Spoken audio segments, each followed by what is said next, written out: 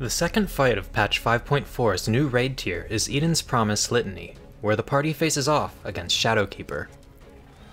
Forward Implosion is a 180-degree frontal cleave.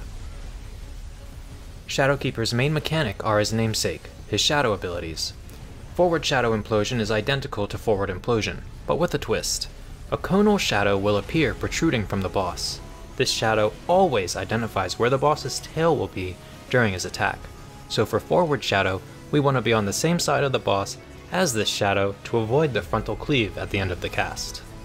Deepshadow Nova is a standard raid-wide AoE. Backward Implosion is what you would expect, a 180-degree AoE cleaving behind the boss.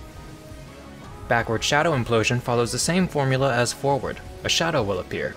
However, since this time the boss is cleaving his backside, we want to be opposite of where the tail shadow spawns to avoid the cleave this time. Spawn Shadow will summon 3 clones, one of which is tethered to the boss. Keep your eye on the tethered clone. After the boss casts Shadow Warrior, the tether will vanish and the clones will begin jumping clockwise or counter a few times, retaining their triangle formation. When they stop jumping, you will want to immediately move behind the clone that started the mechanic with the tether to avoid its cleave. Fade to Shadow will tether the boss to 2 black puddles in opposite corners of the arena. After a delay, these puddles will manifest clones that do massive circle AoEs. Occupy one of the quadrants without a puddle to avoid this. When the boss stands on his hind legs, he will change phases, equipping a massive red sword and telegraphing a giant point-blank circle AoE to move out of. This is followed by Umbra Smash, a series of 4 strikes that each applies a slashing resistance down debuff.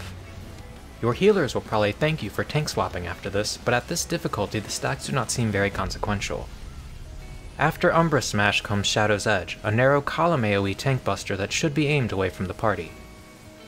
Left or right Giga Slash will cleave that side of the boss in a 180-degree AoE. A good way to think of this ability is as a left-right counterpart to Forward and Backward Implosion. Giga Slash will be followed by a Shadow Slash to the left or right. Once again, remember that the triangular shadow that appears will be the boss's tail positioning during the AoE, and position accordingly to dodge the Shadow Slash. Voidgate will summon 3 circles, each with 2 smaller circles within them. 2 players need to stand in each of the larger circles to solve this mechanic. The smaller circles do not need to be stood in, they simply represent how many players are occupying the large circle. At this point, Shadowkeeper will begin using multiple shadow abilities in succession. It can be hard to keep track of these, but with everything, it will come with practice. Distant Scream is an uncasted knockback ability that can be prevented with Arm's Length and Surecast. During this cast, the boss will put his sword away and return to his starting form. Shadowy Eruption will cause a series of circles to appear beneath party members. The first cast will only have 1 set of circles, but as the fight progresses I've seen multiple back-to-back. The boss will later combine Fade to Shadow with a Forward or Backward Implosion. Handle this by waiting near the boss until his cast starts. The puddles have eliminated 2 safe spots, and the Implosion will further remove 1 more, leaving only 1 safe quadrant on the arena. Shadowkeeper will continue layering these mechanics together and alternating its form until defeated.